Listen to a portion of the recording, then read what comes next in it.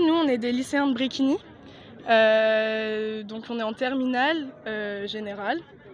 Voilà. Ça fait 3 ans qu'on se bat, nous, contre la réforme Blanquer, qui a été passée en force.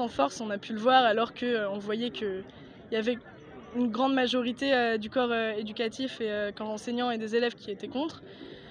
Donc là, on se remobilise encore cette année pour l'annulation des épreuves en présentiel du bac 2021 et pour du coup le passer en contrôle continu et avoir des sections de rattrapage accessibles pour ceux qui n'auraient pas pu valider leur bac. Parce que bien sûr, l'année dernière, on se mobilisait aussi contre le bac continu parce que ça creuse les inégalités. C'est quelque chose qui est vachement problématique pour l'obtention du bac en tout cas. Et donc cette année, c'est quand même un contexte encore plus différent parce que il y a des inégalités encore plus creusées avec du coup les protocoles sanitaires différents dans les lycées, donc rien qu'à échelle publique ou à échelle privée. Voilà, si tu veux rajouter des choses. Moi je veux juste rajouter qu'il y a une grosse inégalité encore une fois entre les lycées publics et les lycées privés, donc les lycées privés qui pouvaient avoir du 100% présentiel. Et donc ça c'est une grosse inégalité par rapport aux lycées publics qui ont eu 50% présentiel ou parfois juste 30% présentiel. Donc c'est une grosse inégalité encore une fois entre ceux qui ont de l'argent et ceux qui n'en ont pas. Et c'est vraiment là on n'en peut plus, c'est un ras-le-bol. Ça fait, oui, comme disait Jeanne, ça fait 3 ans qu'on se mobilise, on n'en peut plus. En plus de ça, avec les confinements et tout ça, on est mentalement, c'est très dur, on est à bout.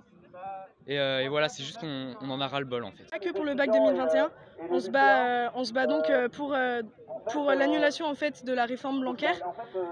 On se bat aussi pour avoir donc plus de moyens dans les collèges, lycées, facs, écoles publiques, parce qu'en fait la politique de privatisation, nous on n'en veut pas, on est en train de transformer les établissements scolaires en des entreprises en fait, et nous on a besoin d'apprendre, on a besoin de quelque chose de vivant quoi, et on le perd totalement. On demande à des professeurs du coup d'être spécialisés dans d'autres matières avec les spécialités donc pour les premières et terminales, alors qu'on supprime des postes, qu'on supprime énormément de postes.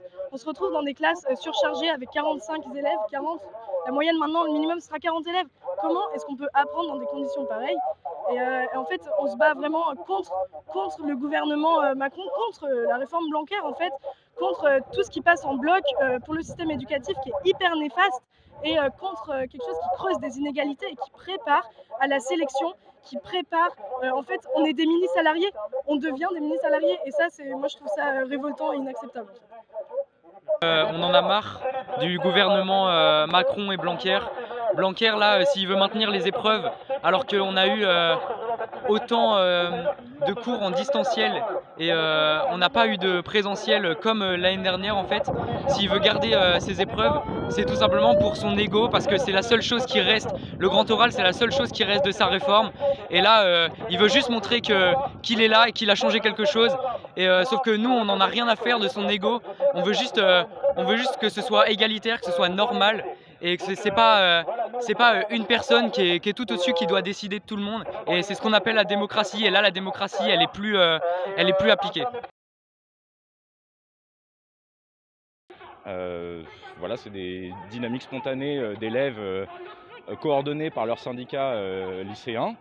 Et donc ici en Ille-et-Vilaine, il y a eu la première semaine de la reprise, seulement Bain-de-Bretagne et Redon qui se sont mobilisés. Et ensuite, à partir de la deuxième semaine, c'est arrivé à Rennes, avec les lycées Bréquigny principalement, et quelques autres lycées qui se sont mobilisés de façon moins importante, mais tout de même, comme VHB ou Jean Massé, etc. Voilà, donc nous, moi je suis assuré d'éducation et donc on soutient cette mobilisation lycéenne.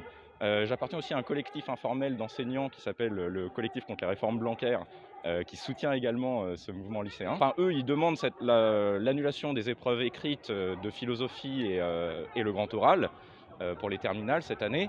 Donc là, on les suit sur cette demande-là, puisque les conditions d'enseignement ont vraiment été dégradées avec de fortes inégalités entre les établissements à cause du protocole sanitaire qui n'a pas été suivi de façon uniforme sur le territoire, comme le ministère n'a pas donné de consignes qui s'imposaient à chaque établissement, mais chaque établissement pouvait faire un peu à sa sauce ce qu'il pouvait localement.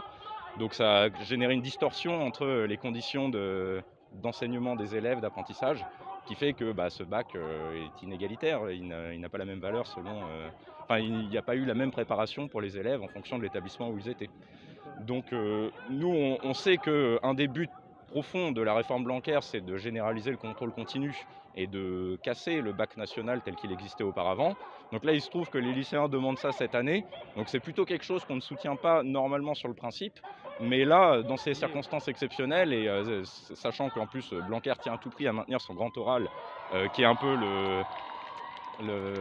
l'aboutissement de sa réforme, comme le chef-d'œuvre pour ce qui est du lycée professionnel, et il y a le grand oral dans le lycée général, et donc c'est quelque chose sur lequel il ne recule pas, alors que les conditions, enfin nous en tant qu'enseignants, on a mis vraiment beaucoup de temps à comprendre de quoi il s'agissait, et on ne le sait toujours pas vraiment, et les élèves sont encore moins préparés, donc c'est vrai, ça devient idéologique à ce stade, et donc bah voilà, nous on soutient bien sûr ce mouvement lycéen qui s'oppose à ce grand oral et à l'écrit de philosophie pour cette année.